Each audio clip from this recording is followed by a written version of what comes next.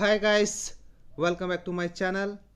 Driver ಹುದ್ದೆಗಳು ಖಾಲಿ ಇರುವಂಥದ್ದು, ಎಲ್ಲಿ ಹುದ್ದೆಗಳು ಖಾಲಿ ಇದ್ದಾವೆ, ಎಷ್ಟು ಹುದ್ದೆಗಳು ಖಾಲಿ ಇದ್ದಾವೆ, ಪ್ರಾರಂಭದ ದಿನಾಂಕ ಏನು, ಕೊನೆಯ ದಿನಾಂಕ ಏನು, ಕ್ವಾಲಿಫಿಕೇಷನ್ ಏನಾಗಿರಬೇಕು, ಏಜ್ ಎಷ್ಟಿರಬೇಕು, ಸ್ಯಾಲ್ರಿ ಎಷ್ಟಿದೆ, ಯಾವ ರೀತಿಯಾಗಿ ನೇಮಕಾತಿಯನ್ನು ಮಾಡ್ಕೊಳ್ತಾರೆ ಅಂತಂದೇಳಿ ಈ ಒಂದು ವಿಡಿಯೋದಲ್ಲಿ ಕಂಪ್ಲೀಟಾಗಿ ನೋಡ್ತಾ ಹೋಗೋಣ. ಎಲ್ಲೂ ಕೂಡ ವಿಡಿಯೋವನ್ನು ಸ್ಕಿಪ್ ಮಾಡಬೇಡ್ರಿ, ಕಂಪ್ಲೀಟಾಗಿ ನೋಡ್ರಿ. ಇನ್ನೂ ಕೂಡ ಯಾರೆಲ್ಲ ಸಬ್ಸ್ಕ್ರೈಬ್ ಆಗಿಲ್ಲ ಆದಷ್ಟು ಬೇಗ ಸಬ್ಸ್ಕ್ರೈಬ್ ಆಗ್ರಿ. ಹಾಗೆ ಲೈಕ್ ಬಟನ್ ಕಾಣಿಸ್ತಾ ಇರುತ್ತೆ, ಲೈಕ್ ಮಾಡಿರಿ. ಲೈಕ್ ಮಾಡಿದ್ರಾ? ಬನ್ನಿ ಇವಾಗ ಒಂದೊಂದಾಗಿ ನೋಡ್ತಾ ಹೋಗೋಣ. ಈಗ ಡ್ರೈವರ್ ಹುದ್ದೆಗಳಿಗೆ ಅರ್ಜಿಯನ್ನು ಕರೆದಿರುವಂಥದ್ದು, ಈ ಒಂದು ಹುದ್ದೆಗಳಿಗೂ ಬೀದರ್ ಡಿಸ್ಟಿಕಲ್ಲಿ ಖಾಲಿ ಇರುವಂಥದ್ದು. ಈ ಒಂದು ಹುದ್ದೆಗಳಿಗೆ ಅರ್ಜಿಯನ್ನು ಕರೆದಿರುವಂಥದ್ದು 20/1/2026 ಈ ಒಂದು ನೋಟಿಫಿಕೇಷನನ್ನು ಬಿಡುಗಡೆ ಮಾಡಿರುವಂಥದ್ದು.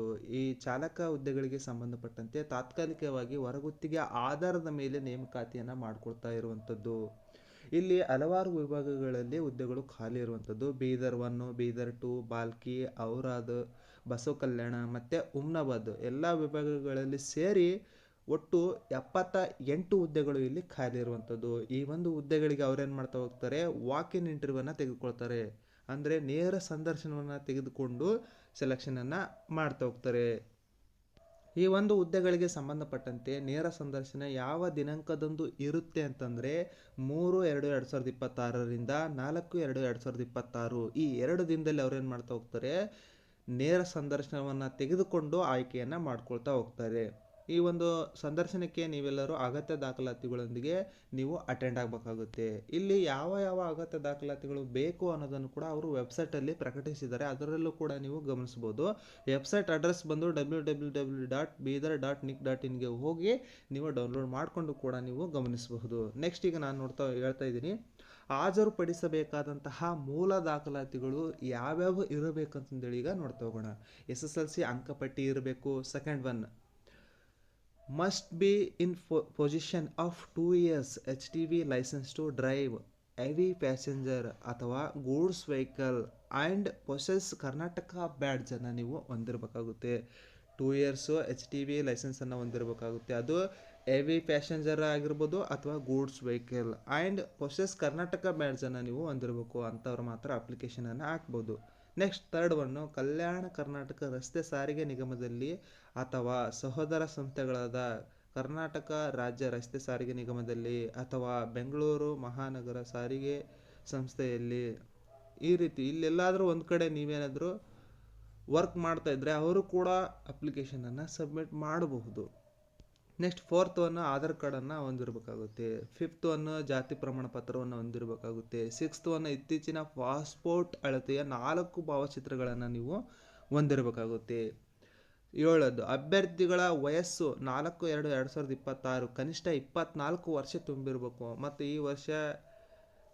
ಮತ್ತು ಈ ಕೆಳಗಿನಂತೆ ಗರಿಷ್ಠ ವಯೋಮಿತಿಯನ್ನು ಮೀರಿರಬಾರ್ದು ಅಂತಂದೇಳಿ ಅವರು ಕೊಟ್ಟಿರುವಂಥದ್ದು. ಮಿನಿಮಮ್ ಎಷ್ಟಿರಬೇಕು, 24 ವರ್ಷ ಇರಬೇಕು. ಮ್ಯಾಕ್ಸಿಮಮ್ಮು ಸಾಮಾನ್ಯ ಅಭ್ಯರ್ಥಿಗಳಾಗಿದ್ದರೆ 35 ವರ್ಷ, ಪ್ರವರ್ಗ 2A 2B 3A 3B ಅಂತಹ ಅಭ್ಯರ್ಥಿಗಳಿಗೆ 38 ವರ್ಷ, ಪರಿಶಿಷ್ಟ ಜಾತಿ ಪರಿಶಿಷ್ಟ ಪಂಗಡ ಮತ್ತು ಪ್ರವರ್ಗ 1 ಅಭ್ಯರ್ಥಿಗಳಿಗೆ ಸಂಬಂಧಪಟ್ಟಂತೆ 40 ವರ್ಷದೊಳಗಿನ ಎಲ್ಲ ಅಭ್ಯರ್ಥಿಗಳು ಕೂಡ ಅಪ್ಲಿಕೇಶನನ್ನು ಸಬ್ಮಿಟ್ ಮಾಡ್ಬೋದು. ಇಲ್ಲಿ ಯಾವ ಯಾವ ಕೆಟಗರಿಗಳಿಗೆ ಎಷ್ಟು ಹುದ್ದೆಗಳು ಖಾಲಿ ಇದಾವೆ ಅಂತಂದೇಳಿ ಅವರು ಕೂಡ ಕೊಟ್ಟಿರುವಂಥದ್ದನ್ನು ನಾವು ಇಲ್ಲಿ ಗಮನಿಸಬಹುದು. ಪರಿಶಿಷ್ಟ ಜಾತಿಯವರಿಗೆ 9 ಹುದ್ದೆಗಳು, ಪರಿಶಿಷ್ಟ ಪಂಗಡದವರಿಗೆ 4 ಹುದ್ದೆಗಳು, ಪ್ರವರ್ಗ 1 ಅವರಿಗೆ 3 ಹುದ್ದೆಗಳು, 2A ಅವರಿಗೆ 8 ಹುದ್ದೆಗಳು, 2B ಅವರಿಗೆ 2 ಹುದ್ದೆಗಳು, 3A ಅವರಿಗೆ 2 ಹುದ್ದೆಗಳು, 3B ಅವರಿಗೆ 3 ಹುದ್ದೆಗಳು, ಸಾಮಾನ್ಯ ಅಭ್ಯರ್ಥಿಗಳಿಗೆ 25 ಹುದ್ದೆಗಳು. ಒಟ್ಟು ಟೋಟಲ್ ಆಗಿ ಇಲ್ಲಿ 56 ಹುದ್ದೆಗಳು ಖಾಲಿ ಇರುವಂಥದ್ದು. ನೆಕ್ಸ್ಟ್ ಹಿಂಬಾಕಿ ಹುದ್ದೆಗಳು ಕೂಡ ಇಲ್ಲಿ ಖಾಲಿ ಇರುವಂಥದ್ದನ್ನು ನಾವು ಇಲ್ಲಿ ಗಮನಿಸಬಹುದು. ಪರಿಶಿಷ್ಟ ಜಾತಿಯವರಿಗೆ ಯಾವುದೇ ರೀತಿಯಾದಂತಹ ಹುದ್ದೆಗಳಿಲ್ಲ, ಪರಿಶಿಷ್ಟ ಪಂಗಡದವರು ಕೂಡ ಇಲ್ಲ. ಪ್ರವರ್ಗ 1 ಅವರಿಗೆ 3 ಹುದ್ದೆ, 2A ಅವರಿಗೆ 15 ಹುದ್ದೆಗಳು, 3A ಅವರಿಗೆ 4 ಹುದ್ದೆಗಳು, ಒಟ್ಟು ಟೋಟಲ್ ಆಗಿ 22 ಹುದ್ದೆಗಳು ಇಲ್ಲಿ ಖಾಲಿ ಇರುವಂಥದ್ದು. ಇವು ಹಿಂಬಾಕಿ ಹುದ್ದೆಗಳು ಅಂತಂದರೆ ಈ ಹಿಂದೆ ಅರ್ಜಿಯನ್ನು ಕರೆದಿದ್ರು, ಯಾವುದೇ ರೀತಿಯಾದಂತಹ ಅಭ್ಯರ್ಥಿಗಳು ಲಭ್ಯವಿಲ್ಲದ ಕಾರಣ ಅವರೇನು ಮಾಡಿದ್ದಾರೆ, ಹಿಂಬಾಕಿ ಹುದ್ದೆಗಳಂತಂದೇಳಿ ಮಾಡಿರುವಂಥದ್ದನ್ನು ನಾವು ಇಲ್ಲಿ ಗಮನಿಸಬಹುದು. ಇಲ್ಲಿ ಹಲವಾರು ಅಭ್ಯರ್ಥಿಗಳು ಅವರು ಹೇಳಿರುವಂತಹ ದಿನಾಂಕದಂದು ನೀವೇನು ಮಾಡಬೇಕಾಗುತ್ತೆ, ಅಗತ್ಯ ದಾಖಲಾತಿಗಳೊಂದಿಗೆ ನೀವು ಅಟೆಂಡ್ ಆಗಬೇಕಾಗುತ್ತೆ. ಅದು 12 ಗಂಟೆ ಒಳಗಡೆ ಏನು ಮಾಡ್ತಾರೆ, ಅವರು ಹೋಗ್ಬೇಕಾಗುತ್ತೆ. ನೀವು ಎಲ್ಲ ಡಾಕ್ಯುಮೆಂಟ್ಸ್ಗಳನ್ನು ನೀಟಾಗಿ ತೆಗೆದುಕೊಂಡು ಹೋಗ್ಬೇಕಾಗುತ್ತೆ.